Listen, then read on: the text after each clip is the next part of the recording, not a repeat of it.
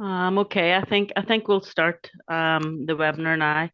As Tiziana says, this webinar is being recorded, and we asked everyone to put your phones or your devices on mute as the speakers are talking, so it stops any sound interference. If you want to put your camera on, you're more than welcome to do so, but we understand if you don't.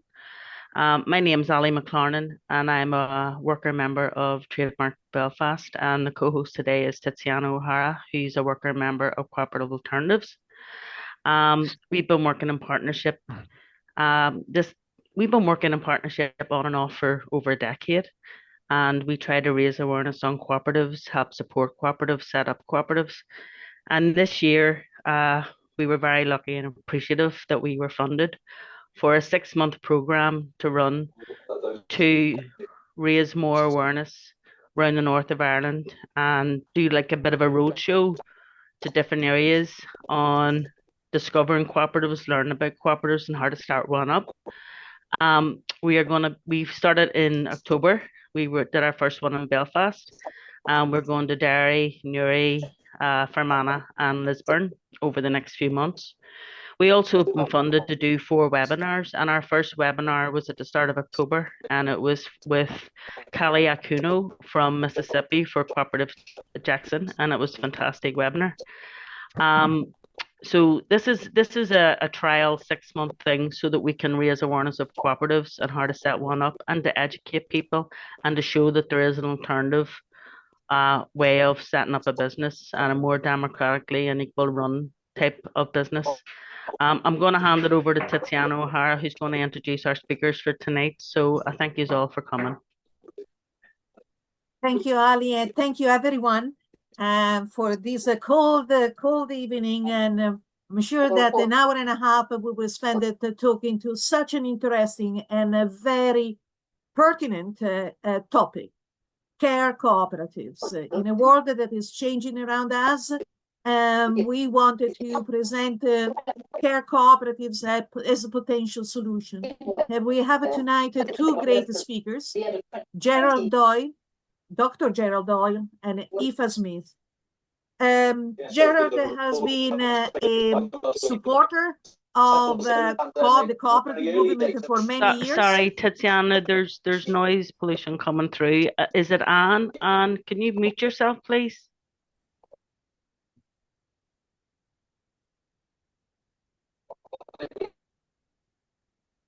And anyone else that needs to mute. Thank you very much. Thank you. Okay, I couldn't hear, but thank you very much. So Gerard has been a supporter and a motivator, a promoter of cooperatives for plenty of his life.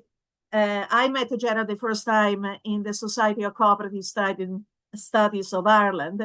He was the secretary there for many, many years, and also interested in research on cooperatives. He's currently a lecturer at the Department of Planning and Environment at the Technological University of Dublin. And is also the program chair of the Master in Sustainable Development. His background really is coming from community and the voluntary sector as a community development worker, as I said, a great supporter of cooperatives, in particular workers' cooperatives. So we will hear first his most recent research on workers' cooperatives in elderly care. And then after that, I will introduce you to Aoife Smith, the chief executive of the Great Care Co-op, has a very tangible and successful example of elderly cooperatives. So, Gerard, this is to you now. You can share your presentation. Thank you very much, Tiziana. Okay.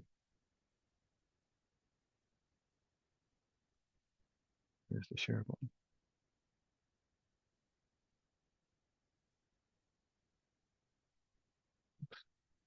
Is that visible now? No, not yet, Gerard. If you hit the wee green box at the bottom of the screen, where to share. Yeah, I did that. Yeah. Yeah, it hasn't. There we go. Yeah. Coming now.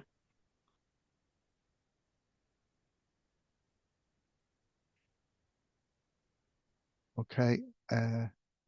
So we're okay. So thanks very much, Tiziana and Ali. So what I'm going to talk to you this evening is about research I did over the past year and a bit. It got published in July on the Grey Care Co-op.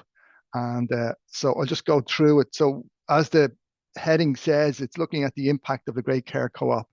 So what I want to talk about is just briefly the research focus, how I did the research. I won't say much about the Grey Care Co-op because Aoife is going to talk about that. Just the worker definition I used, just a little bit about the context for elder care in Ireland, and then the bulk of the talk will be just going through the findings, a few conclusions, and a couple of recommendations. Okay, so here we go. Okay, so the core question that was the focus of the research is, what is the impact of worker co-owned healthcare cooperatives in Ireland? And unfortunately, as we know, there's currently only one such entity in the south, and that's the Grey Care Co-op.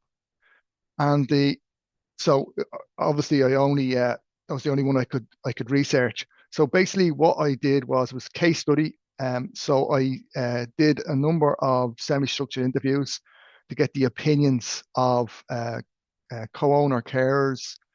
I interviewed Aoife, one client, 5 family members, and I also interviewed 2 HSE personnel that responsibility for elder care.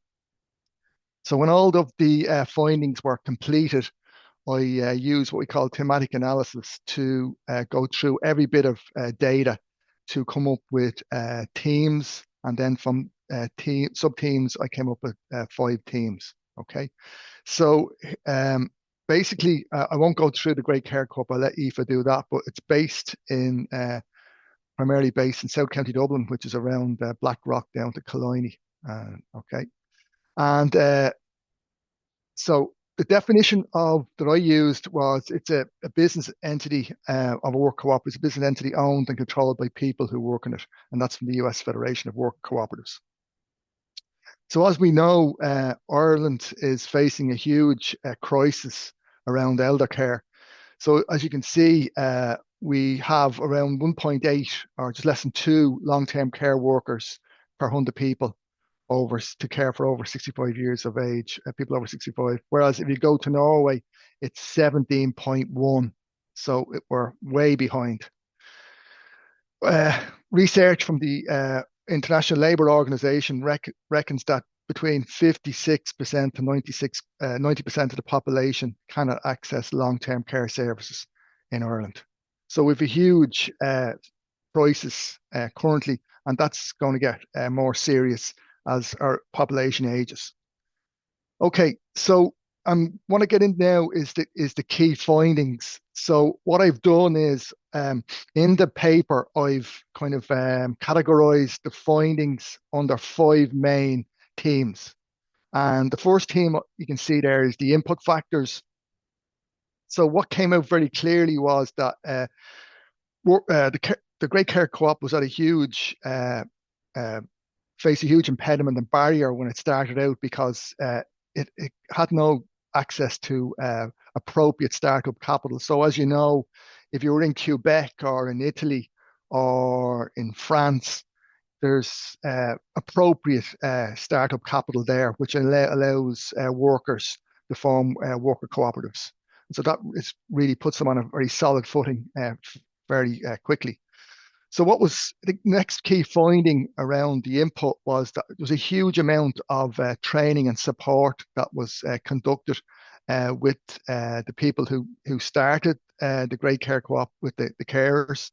And that was what the interviewees mentioned, was that it was far significant amount of training and support that was provided to them than they would have got in the private care sector, investor-owned business. Okay, so the next big theme that I want to talk about is the internal dynamics. It's the way the entity was governed and was run. And as we know, the Grey Care Co-op is a worker co-op, so collective ownership is at the heart of the business. And by having collective ownership, that enabled the majority of the board were worker co-owners. So that made sure that the mission of the Great Care Co-op was taken into account, was putting at the priority the interests of the clients and also the interests of the workers. So there was no slippage to maximising profit or any of that kind. So at the key of was collective ownership and the needs of the clients and the needs and the conditions, the work conditions of the co-owner workers.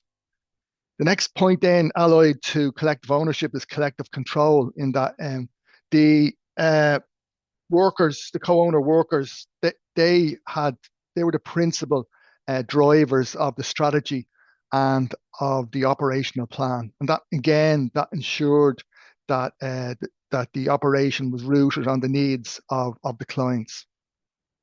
And so key to this as well was that it allows the co-owner workers to influence the conditions of employment. So the workers were happy with their and satisfied with their conditions of work. And the next big area was lateral structure, and this is really important in that a lot of the all of the investor-owned companies providing care in Ireland are franchise arrangements, and so it's a very hierarchical structure. And what interviewees were saying to me who worked previously in investor-owned care providers was that they felt very isolated, that there was no sense of collegiality. Whereas in the Great Care Co-op, it's very much part of a team, and there's no hierarchy.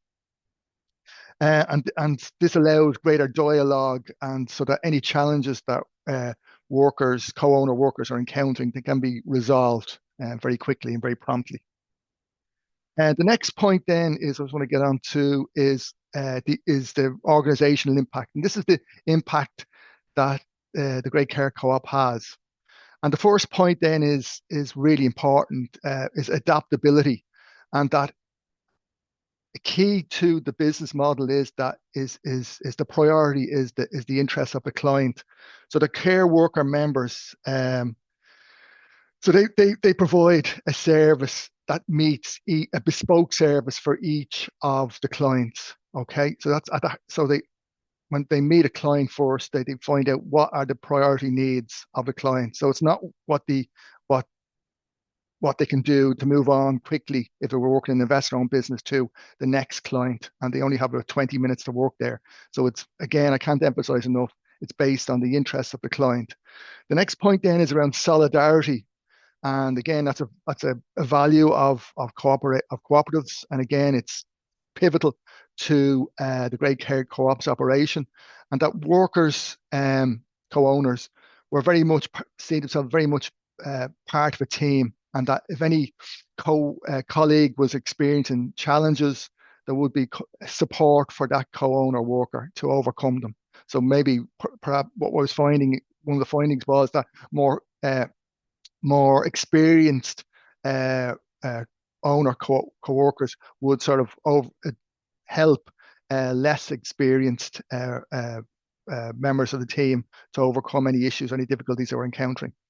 The next point then is around openness, and what was really very striking was that communication was very open. However, people had trust with each other, and people were very candid.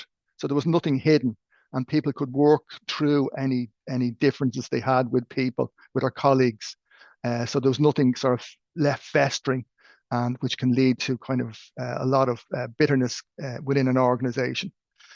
Linked to that was respect, that all of the co-owner workers asserted that there was a strong culture of respect underpins the organization, and that manifests in co-owner workers respecting family members, the clients, and that's at the heart of the culture. The next point is very important. Then an operational point is proximity. Aoife will touch on this more later on. Is that Great Care Co-op is organised around teams, around hubs. So that what what happens is that somebody who's providing care to a client tends to live in close proximity to that person. So people don't have to travel long distances to meet their client. So this reduces the downtime from getting snarled in traffic. So maximum amount of time is spent providing care for the client. The next, the next point then is where am I? Okay, client-centered is that again, I've mentioned this already. Is that the client's interests are at the heart of the business. Okay, and the operation. The next point I want to talk about is autonomy, and this is to me was very very striking in that a lot of the interviewees mentioned that within investor-owned businesses, a lot of care workers don't have the right or the autonomy to make contact to agencies to resolve issues. Whereas in the Great Care Co-op, uh, they have the autonomy to make contact with agencies. So that ensures that problems can be resolved very quickly. So it doesn't have to go back to the office and then the CEO or the manager contacts the agency to resolve the issue, and then the issue is communicated back to the family member. So it's direct communication at first hand. And this, what a lot of family members really value, is really important. That because the workers, co-owners have that autonomy. The family members know that any issues that materialize will be dealt with very promptly, and they have the confidence in that. And a number of family members said that when they go to work, they have the confidence that their family member is in capable and trustworthy hands. Allied to that trust as well is the continuity and consistency, which is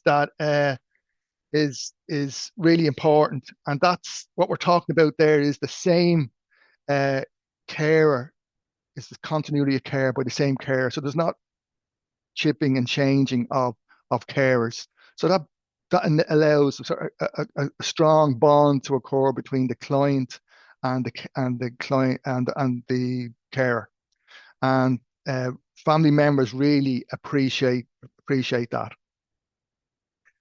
Okay, so the next point then is the whole area of quality of care, and what uh, family members and the HSE were saying is that the quality of care they feel is top quality. It's a premium service that's being provided, and the HSE in particular are really appreciative that it's a kind of a holistic care service that's provided. It's not just about providing meeting physical needs, but emotional and psychological needs are catered for.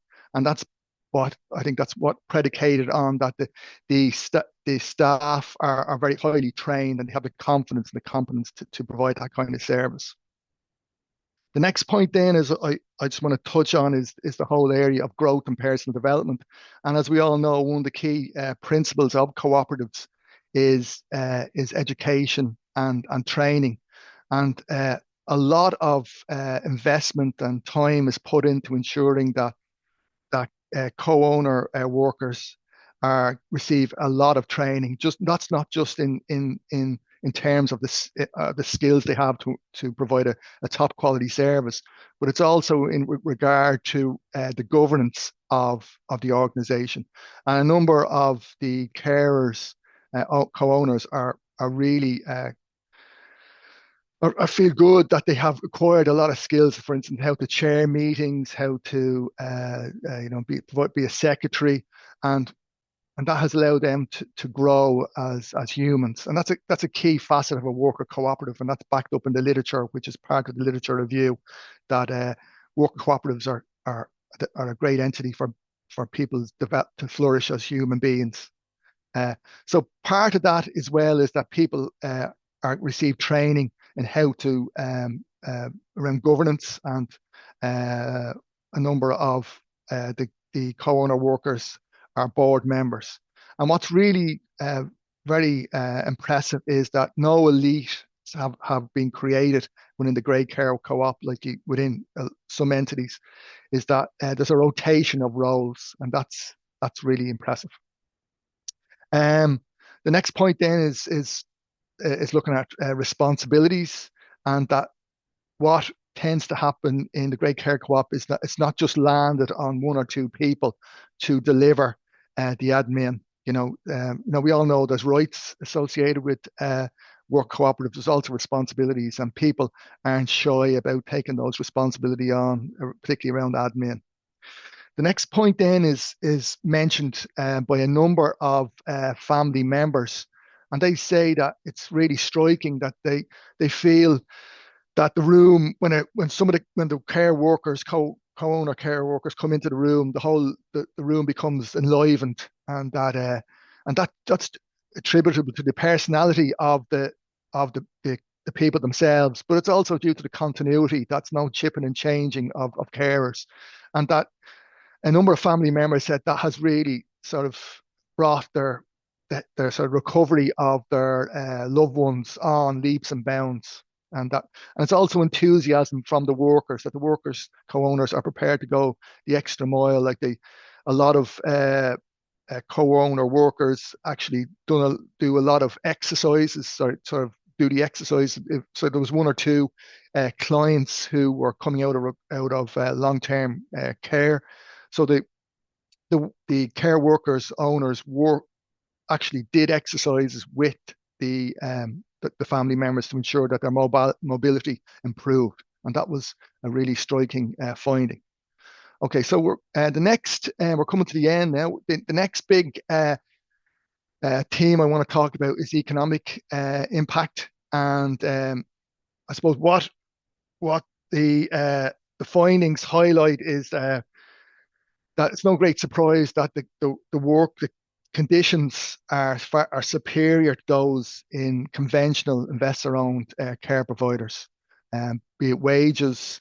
But what's also really important is that a lot of, well, not all of the care worker owners can plan extra work activities. So they know what hours they're working next week, so they can plan what their lives. And so a number of the care workers said that's worth a huge. No money can pay for that. So they can go out to a film, or go for a meal. Can take a night course. Can do lots of things, and so their life is flourishing as a result. The work environment. What one person said, I think, was a really positive. It captivates it all. They said it's like night and day between working in the grey care co-op than working in an investor-owned business.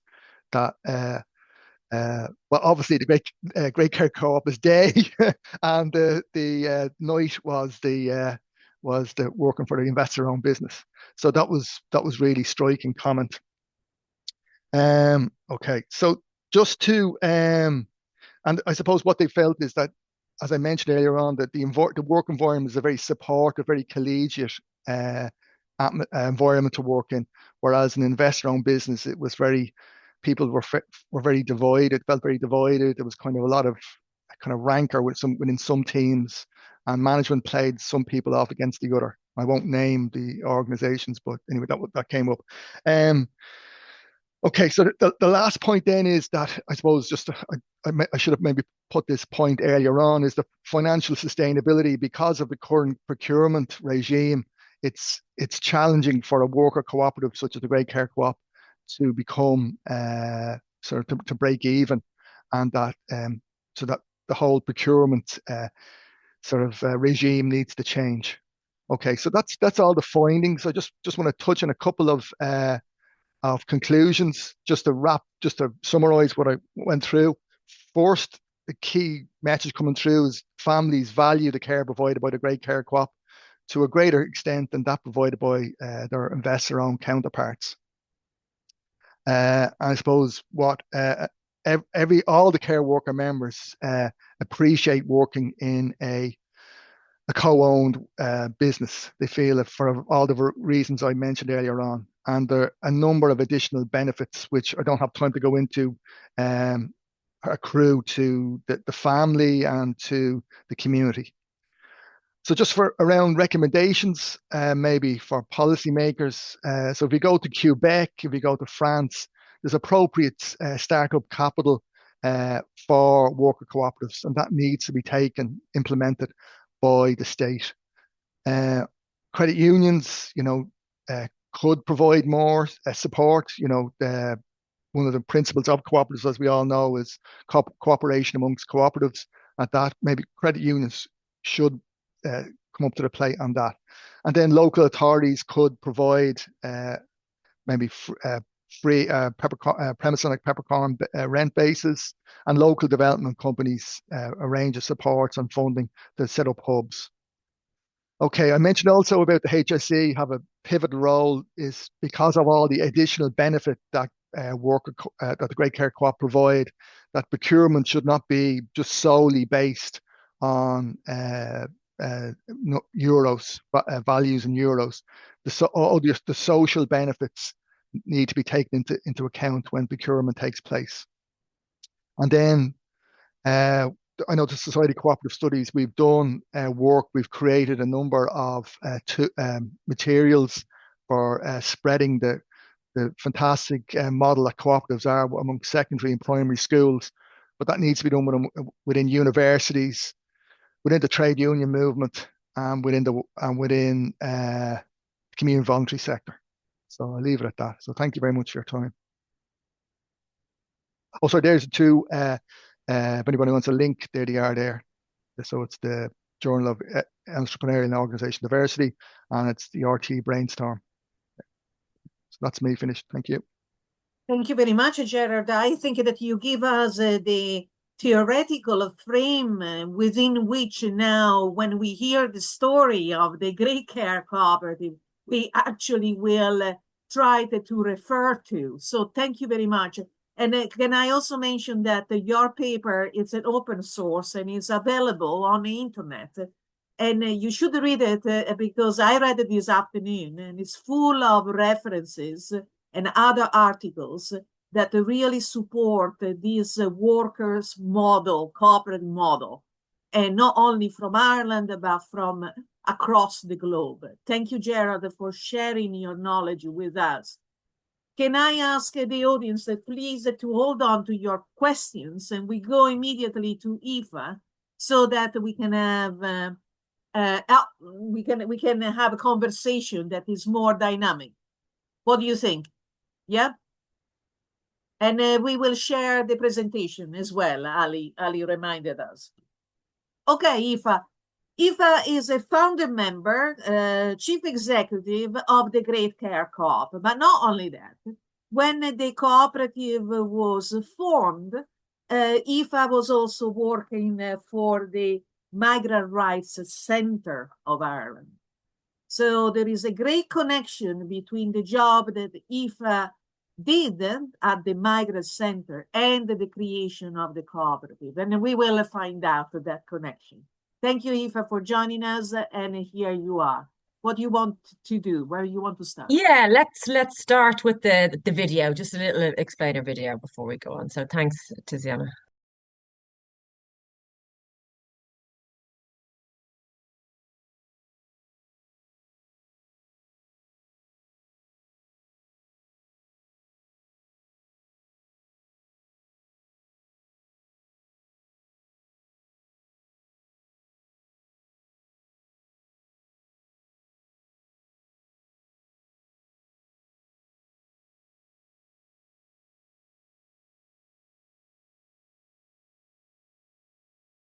Ownership matters.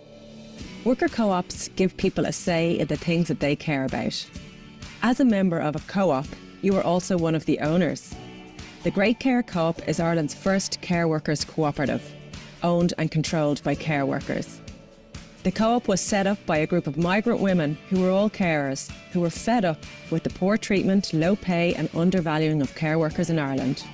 They knew that they could deliver better care and have better jobs. Co-ops make a huge difference in Ireland and across the world. Our co-op is owned and controlled by us, the staff. As carers, we are closest to our clients. We can advocate for them and make decisions with their best interests at heart. We get an equal say in how the business is run and even get a say in how profits are used. The Great Care Co-op gives carers more control over the business and the things that matter to us. Co-ops work because ownership matters.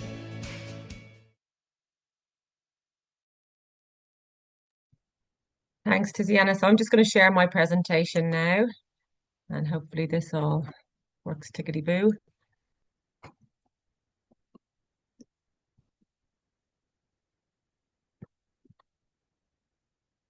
Okay, everybody see that and hear me okay? Great stuff.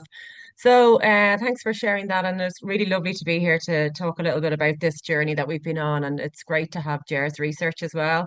I mean, it's really good to give that evidence base to the work that we're doing, and it's like peer reviewed and out there, so it really helps us as well as we go out to try and seek funding and show the actual evidence base of the impact. So this is hello from the Worker Co-operative in Dublin. We now have 34 members, 34 worker owners, which is fantastic, a really diverse group. And basically, this is the message that we believe the people who own and run control care companies should be the people who give and receive care. So what do we do? Yeah, we deliver home care in people's homes. So visiting clients, as we call them, in their home, mostly over 65s, but we've recently just started to take on disability packages. The majority of our work comes through the HSE, which is the equivalent to the NHS. We got a tender back in 2023 and secured it again in 2025. But in the early days when we started with one care and one client, we had just private clients. At the minute, though, 90% of our work will be through the HSE and 10% private. We do want to grow the private just because we think there's lots of unmet need there as well. But for the moment, that's what we're doing. So what do? We deliver home care packages and personal care, supporting people to get dressed, prepare for getting up in the morning, meal provision, nutritious meals, support with exercise and mobility, keeping people active, going for walks outside, social activities, medication reminders, using and transferring through lifts. Also just companionship, and just really what's important to us is that we try to make people's day. So they're the tasks that we deliver, but we want to be an awful lot more than that. That's not why we got into care, to deliver tasks.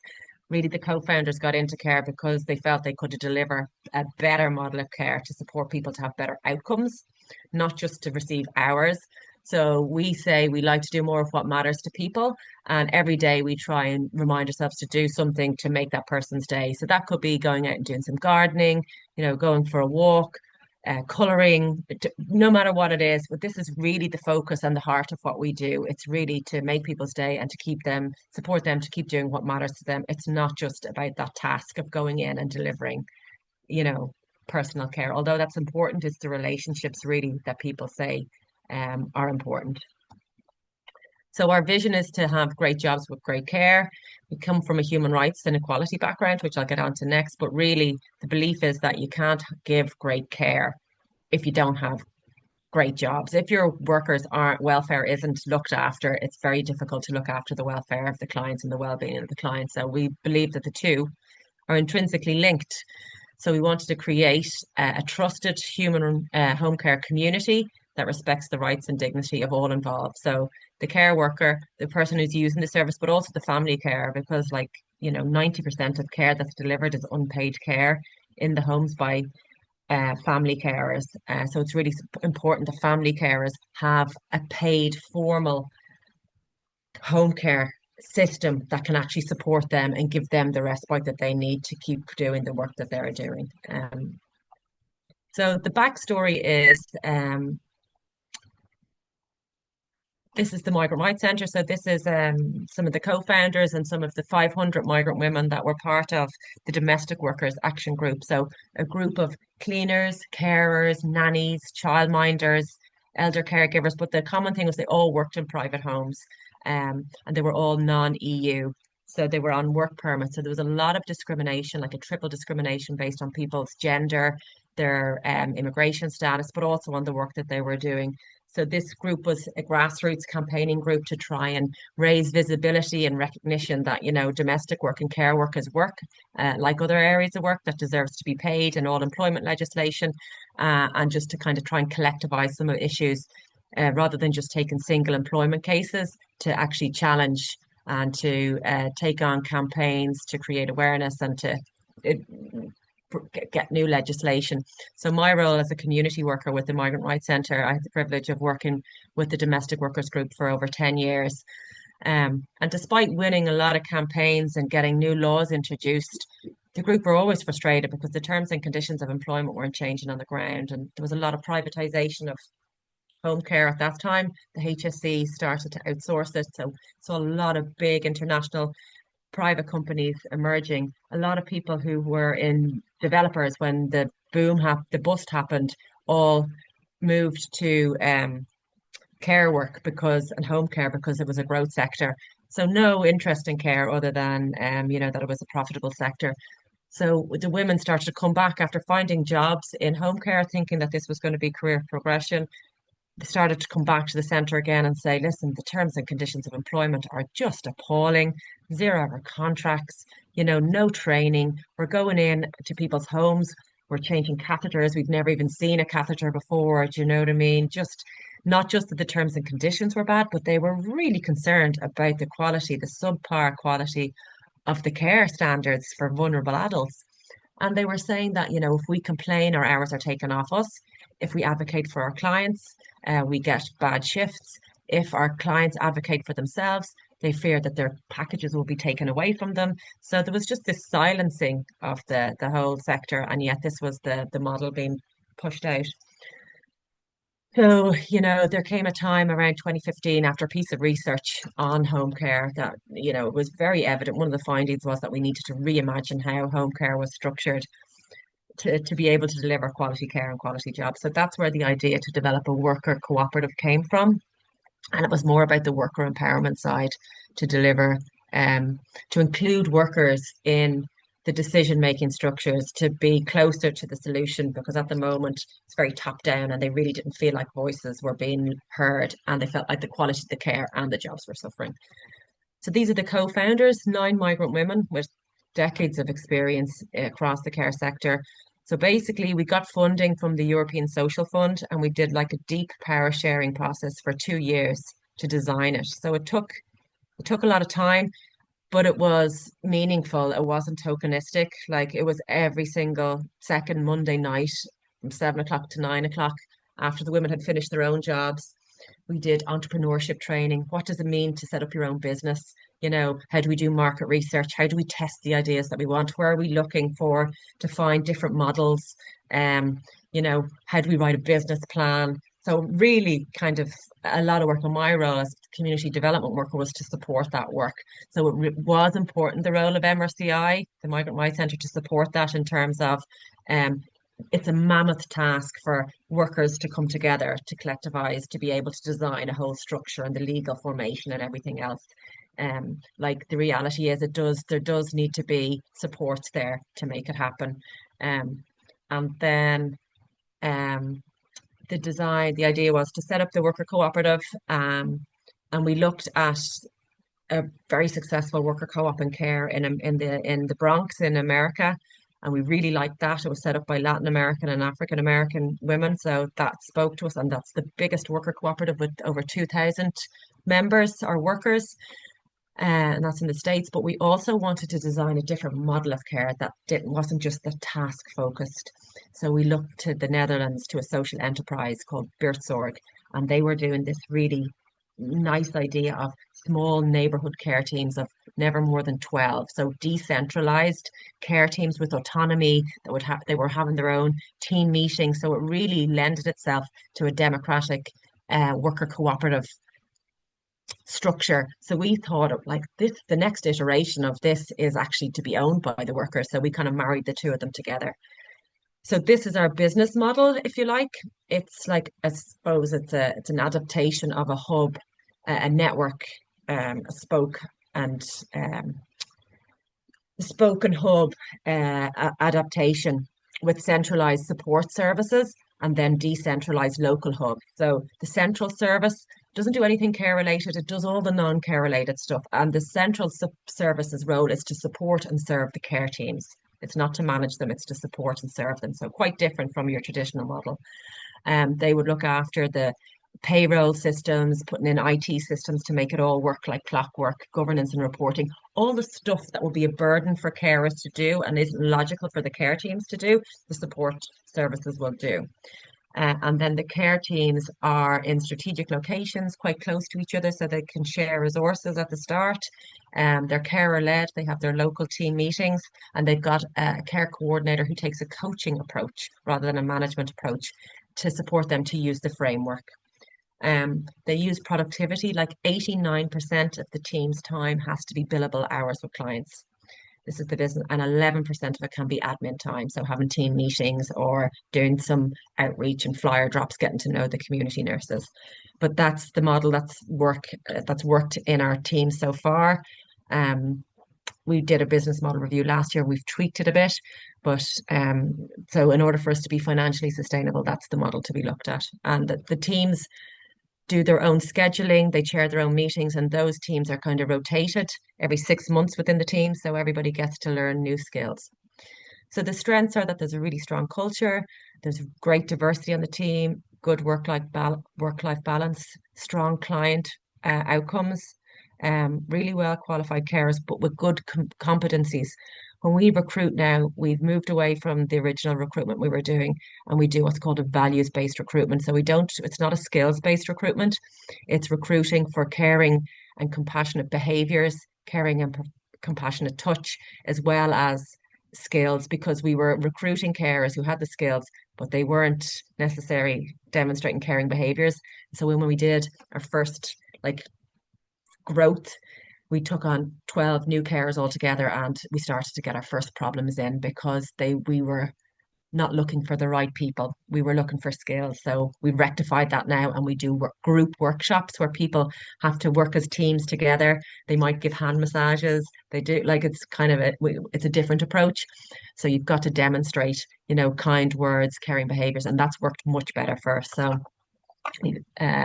we call that our values-based recruitment approach. On the plus side, there's a really high demand for services. There's a shortage of carers, which is the bigger challenge rather than getting clients. And on the positive side, we have the HSE funding secured. In terms of achievements, we now have 4 hubs of those small teams. Some are at full capacity, others aren't, but we support over 70 people and families, individuals every week. We've really improved our quality insurance mechanisms as we've kind of gone further, so we can stand over the quality of the care. We've had some HSE audits. I mentioned the values-based recruitment.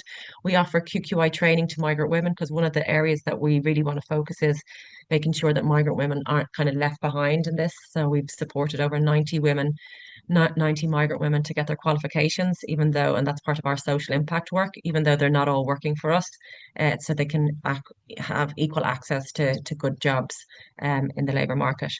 We've increased our trading income. We doubled it last year.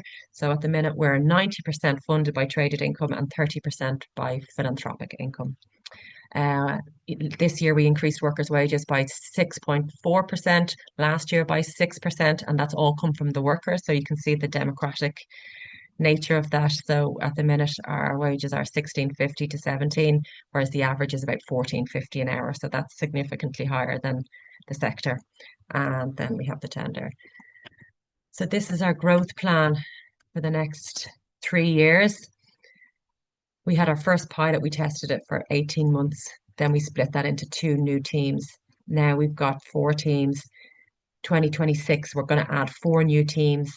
In 2027, another 4 teams. 28, another 4 teams. So by 2030, we're going to have 20 teams. That's the plan. So that's going to be challenging in itself. But by that stage, we're saying that we will start earning a surplus of 1.5 million by 2030, which we'll be able to actually distribute back to members. So that's when you get into the serious money. Some of the bigger providers have 2,000 and 3,000 carers. So to get to 200 isn't even that big, but you start to see how the profits really make a difference then so we can actually begin to start changing the narrative around care and really creating attractive jobs that people want to work in to build a sustainable workforce going forward. That's the aspiration. It's still very much an experiment at the moment, but we're getting closer and closer to it. Um, Challenges, inflation costs, cost of living, we're having to increase the carers' wages so that they can actually live themselves as well. Regulation is always great, but there's an added cost to it. That means we have to bring in external skill sets because we are carers. We're not necessarily nurses with clinical care needs. Governance requirements. These all require additional skill sets to be compliant with the HSE requirements. Market competition. We're seeing lots of new private equity firms coming in and buying up smaller providers. We've been approached twice ourselves to be taken over.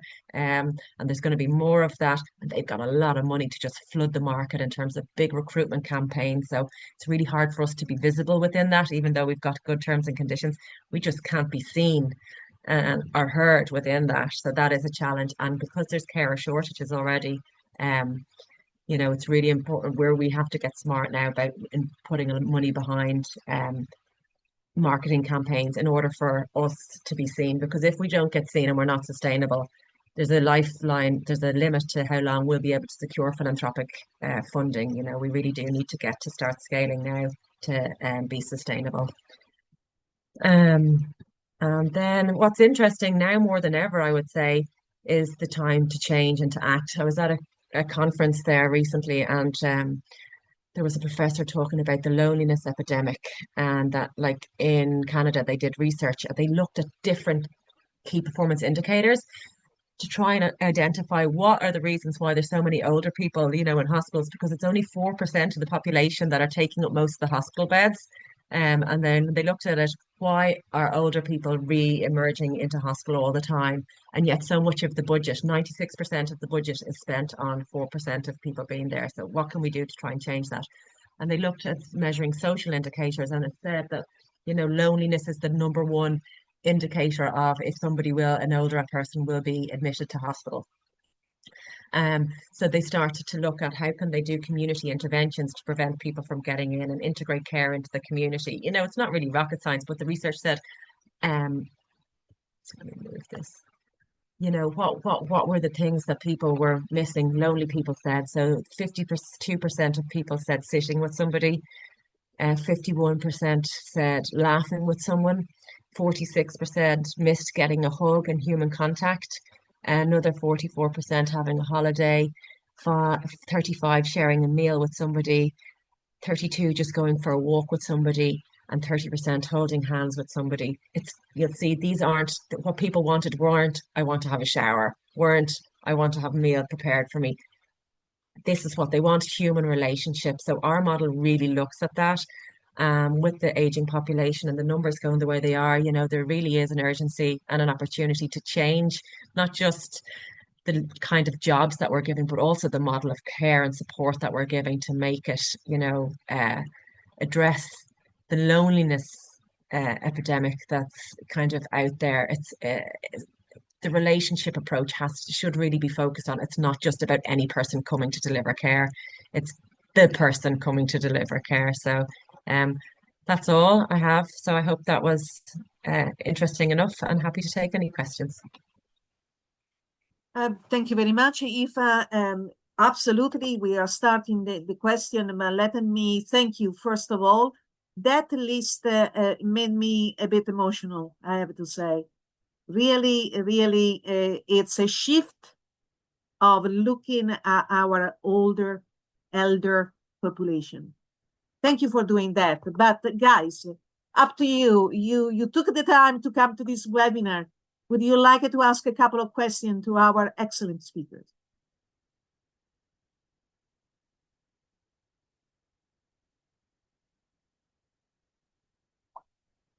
Sean, thank you.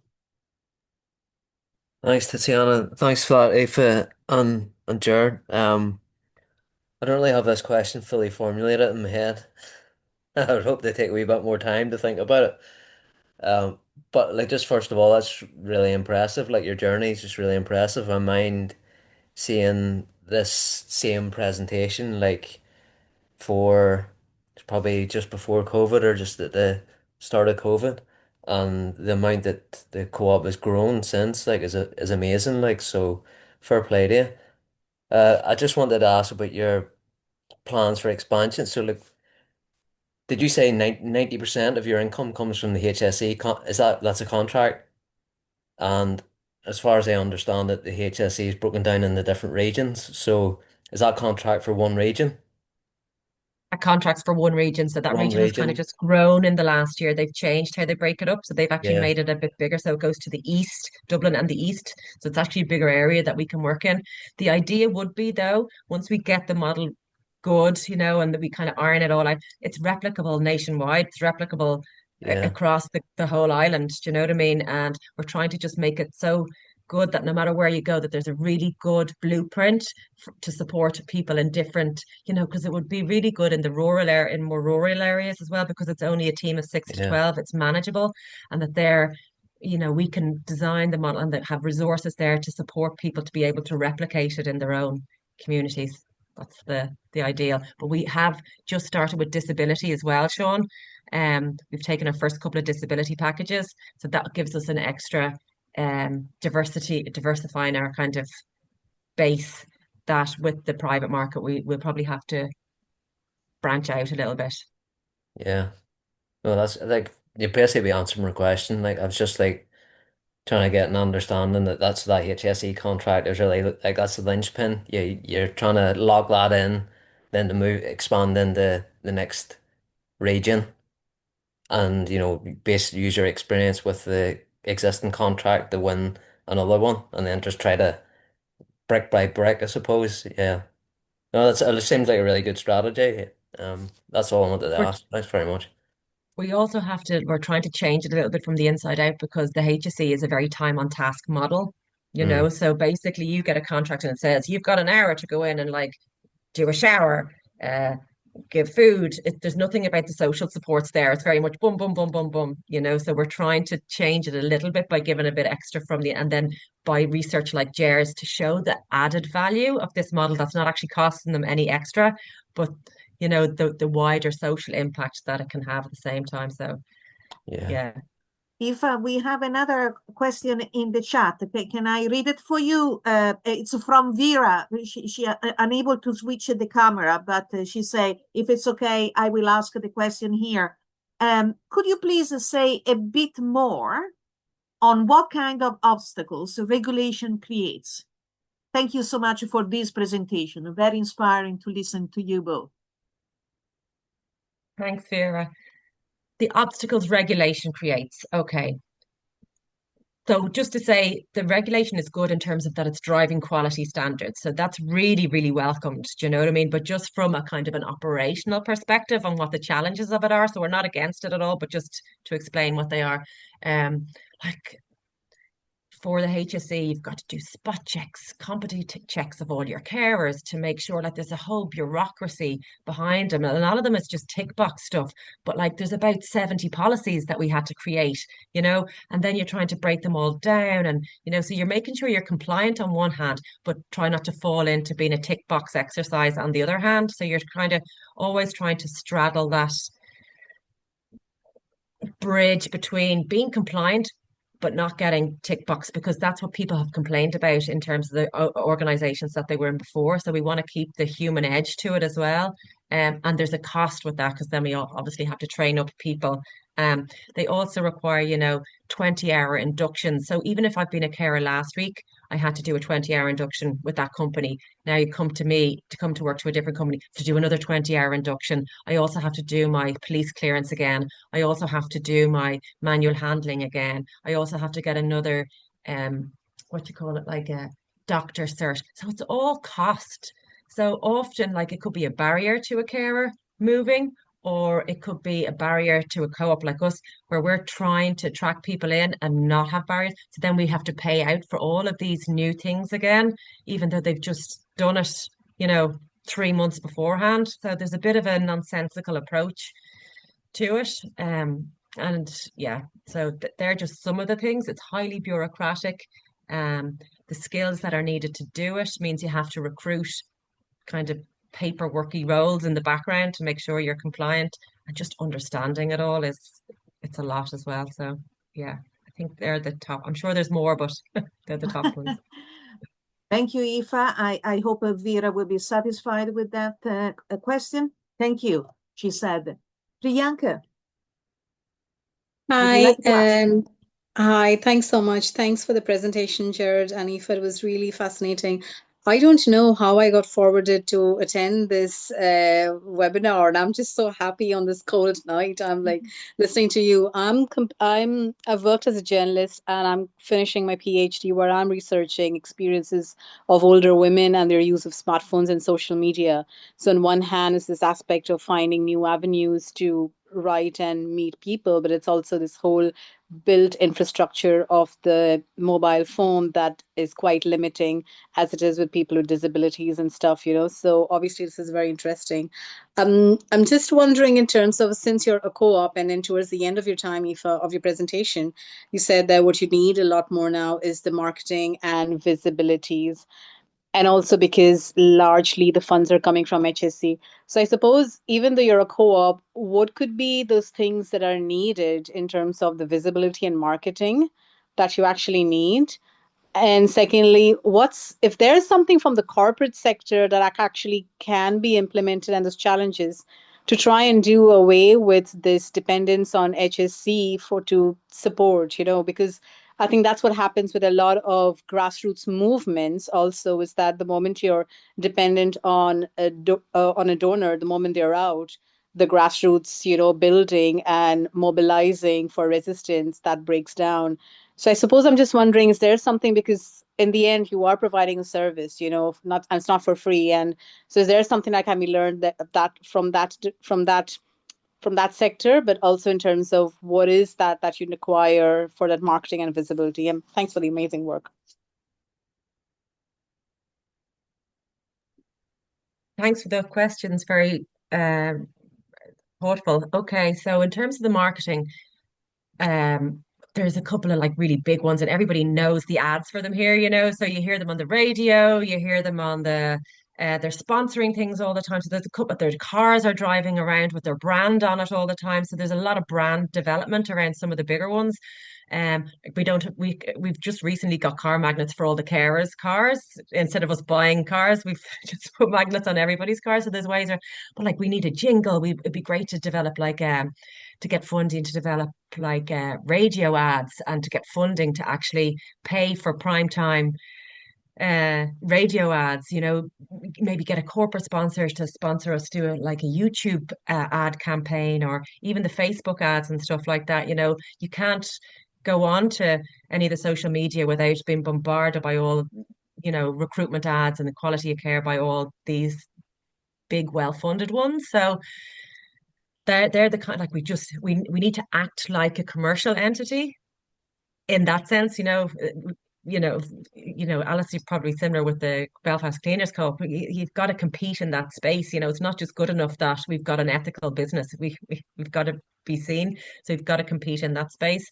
Um, I think some of the other challenges, I don't know if I'm answering the right question, but what I think will be really helpful will be to support co-ops is a support co-op to support co-ops. So somebody who could share the resources. So, you know, for, you know, a bookkeeper, or for quality assurance person, or a secretary, or that we're all small starting out, and they're two big costs. So it would make an awful lot of sense if we had like a cooperative co-op to do shared resources that could help all smaller entities starting up. That would, because it's the cost.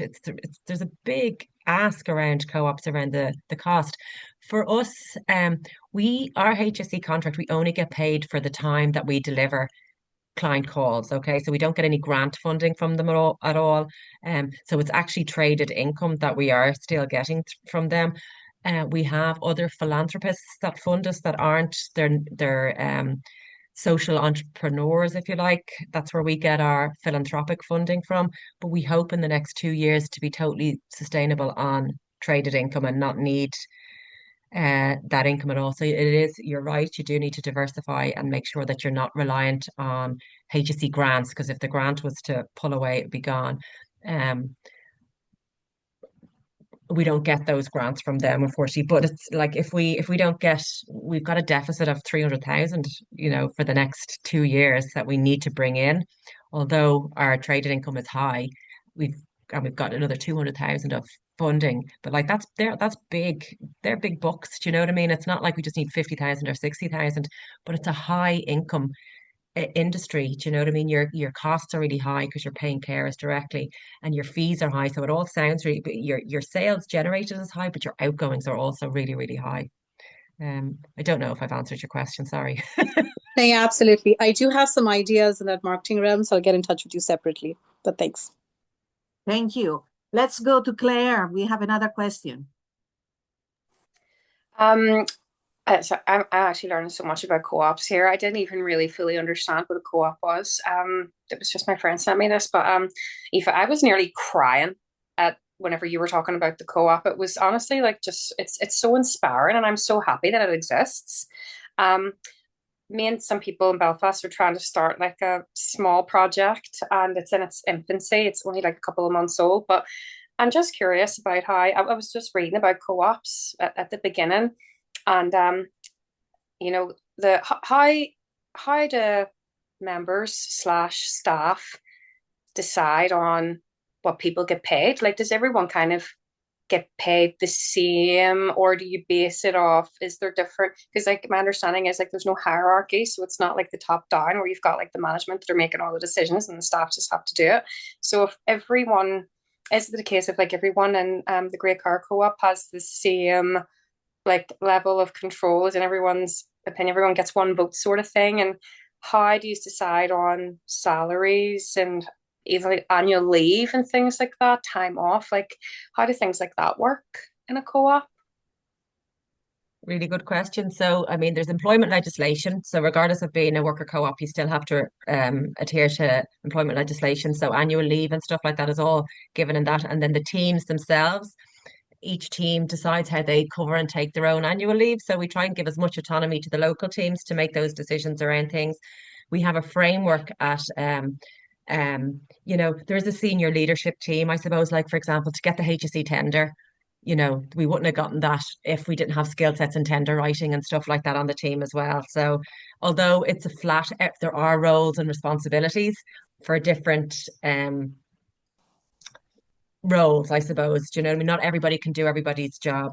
With pay, we've just done a business model review, and the carers again like have asked for their pay to be increased twice. And because carers are on the board, that was reviewed, and it went through that way.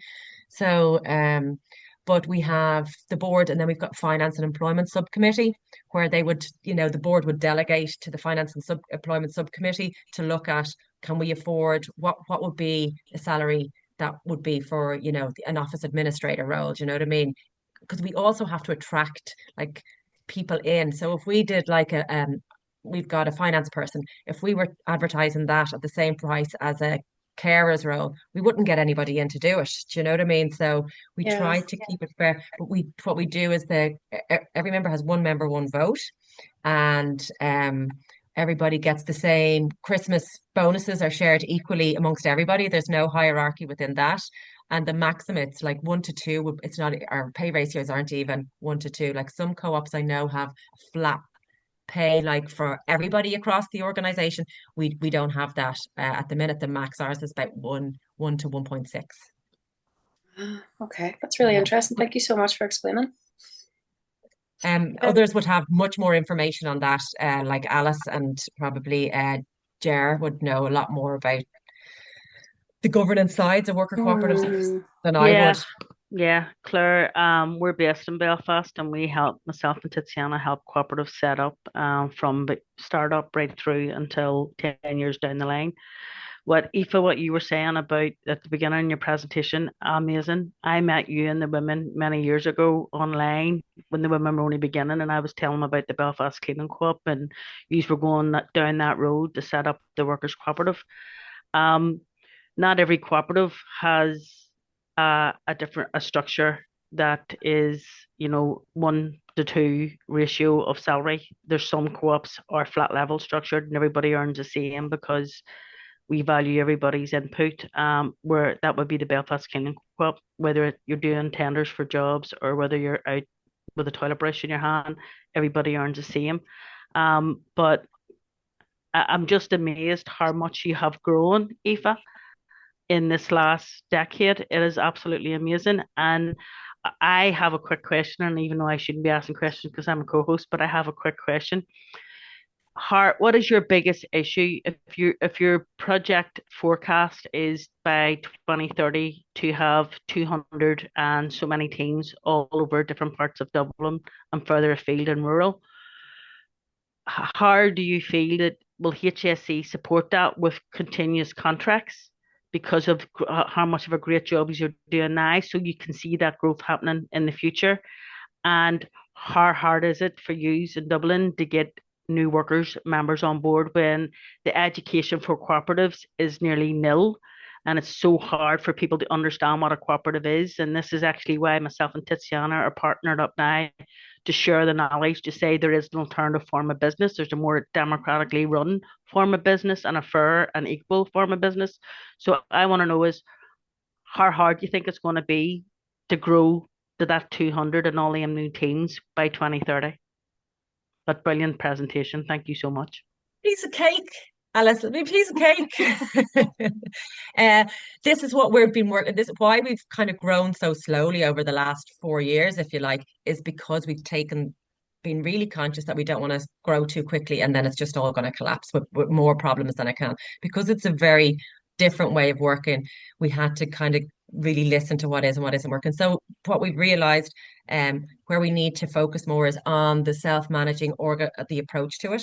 Okay, so the induction. So we're in the process of creating an e-learning induction program that can standardize the learning. So it's part you do your own learning, but then you come back and you discuss it on your teams and it's facilitated in how you put it into practice. Okay, so that's really, really key to break down. What do we mean when we're saying working in a self-organizing team? What's the shared responsibility? What's the shared accountability? What are the shared roles that go around? How do we use solution-focused methodology? What's the structure of our team meetings? So we have a couple of like key tools and formulas.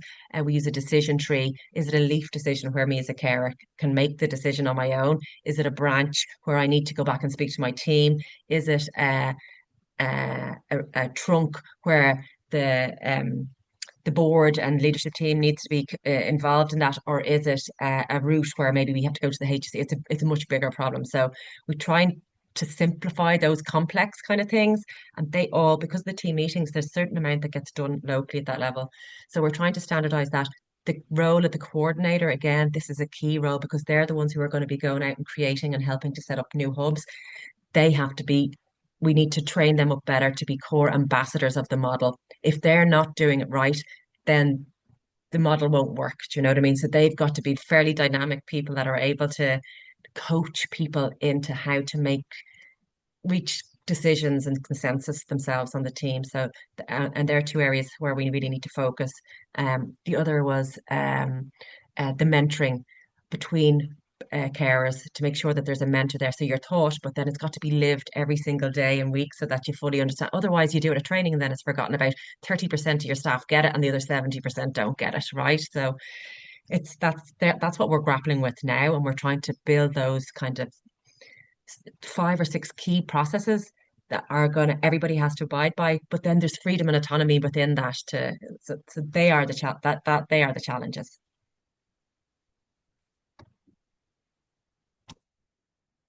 Fantastic. I think that this conversation gets richer and richer, but maybe Gerard can give us maybe some more inputs on these very big struggles that workers cooperative face when they have to scale up.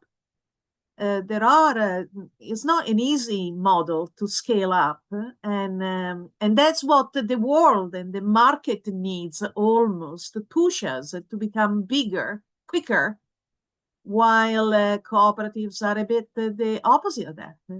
We want to stay small, more connected, and certainly take our time. Gerard, what is your opinion from your studies about scaling up the models in workers' cooperative? What are the challenges there? To make it more general, sorry, Aoife, to make it more general. Okay, yeah, thanks very much for that, Tiziana. Just thanks for that because I'm doing a paper at the moment, which I thought I'd have completed by now, but I haven't. And it's looking at so it's not what I was told or from talking to people is it's better to say replication rather than scaling up. And I'm not correcting myself because we we need not to be trying to kind of ape what's happening in the private sector. That like if you look at Canada or even in Mondragon and in Italy, is that they kind of spin off worker cooperatives and create new worker cooperatives that create a new product or maybe replicate the like, for instance, like Aoife's that the Great Care Co-op is trying to replicate in other parts of the country rather than create a big monster. But I think Aoife mentioned a couple of issues. One is the appropriate finance, like the Great Care Co-op has had to, as you mentioned, had to go to get EU funding, which is not ideal. There's a huge amount of administration to it, and that can really. I'm not speaking for the Great Care Co-op, but like just being a community worker, having EU funding many years ago, it's people don't understand what you're trying to do, and it's a nightmare trying to report on that, and you have to be very kind of careful that you don't what they consider, use funding for the wrong purposes, and then you get into all sorts of problems. That's one. Startup capital. So in Italy, and in Quebec, there's dedicated funding which allows so you don't have to borrow money. It's like grant funding, and it's like patient capital, so you can replicate the business. That's one. The other thing Aoife mentioned is we don't have a federation like that can provide supports for worker cooperatives to replicate. Like what you don't want is to buy in expertise from that, from a person who's a consultant who doesn't understand what cooperatives are about. It's about meeting needs. All they care about is maximizing shareholder return. That would be a disaster for the Great Care Co-op to get expertise like that in. I don't know if you'd concur with that, Aoife, but for any worker cooperative trying to replicate, and then so we need a federation, and I think we need as well is to also to have support from the other cooperative sector, from the credit union movement. Like I think it's terrible that you have to look for like this the credit union movement. I hope people don't get upset now when I'm saying this, that the credit union movement or the other cooperative sector aren't helping uh, a vibrant worker cooperative to develop. That's cooperation with the cooperative sector. And then we need to look at the state that all we're looking for is that like there's this kind of uh, view that the private sector is allowed just goes about and creates new businesses all the time. But the billions that are spent each year on supporting private enterprise. So why could worker cooperatives not get a slice of that action? That there's equity between the way worker cooperatives are treated and the way the state is and the way private sectors organizations are treated by the state. And and political parties. The only party that has a position paper on work cooperatives at the moment is Sinn Féin in the south. I don't know about the north, but that we need to educate political parties, social democrats, parties of the left, starting off that work cooperatives are a viable alternative to just foreign direct investment, because foreign direct investment is not rooted in Ireland. It can leave pretty quickly. So we need to create our indigenous sector, and work cooperatives are a great vehicle to that. So that's it. Thank you, Gerard. That was an exhaustive list, and I'm sure now that from now on I will use the word replication. You are completely right. No, I wasn't correcting you. Sorry. No. You are right. We needed to actually invent our own language almost, because even when we are talking with the departments, and we are talking about growth, it's actually our growth is about networks, connections, and replication, as you say. Thank you.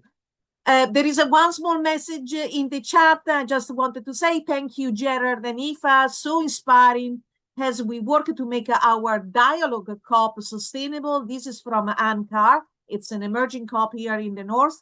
Love the value-based recruitment and the internal dynamics attention and the idea of area hubs. Thank you both. So you have a touch across the sector. This is a worker cooperative of facilitators, of peace-building facilitators. So I think that, well, are there any other questions? If they are not, Ali, what do you think? We are keeping it to a close? We are bringing everything to a close? Yeah, I think it was been a very informative and inspiring webinar. I'd just like to say one quick thing, Gerard. We have been lobbying all political parties here in the north of Ireland for over a decade. And when we were doing research and we read up on different pieces of research, that it's been shown that 82% of cooperatives are still in business 5 years down the line, but only 32% of private businesses. And you say it's about the billions that are thrown at private company startups and support. And here we'll help you pay for your machinery, your building to get you employing 5 people, where there's many cooperatives employing 10 plus people.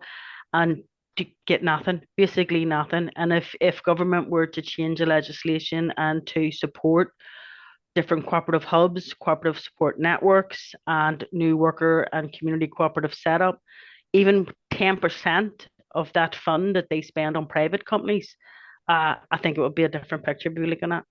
But thank you so much, Aoife, and thank you so much, Gerard, for your presentations tonight. I really enjoyed it and hope everybody else has. Yeah, it was great. Yeah.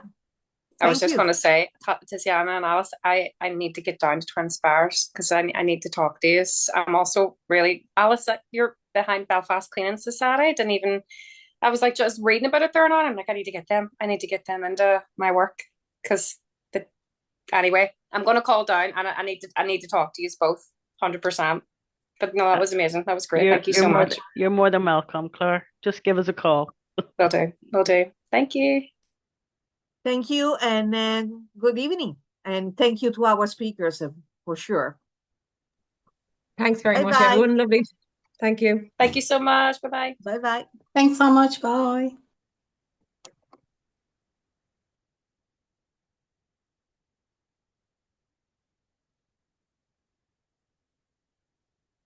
Are you okay? We're done. Can't hear you. Yeah,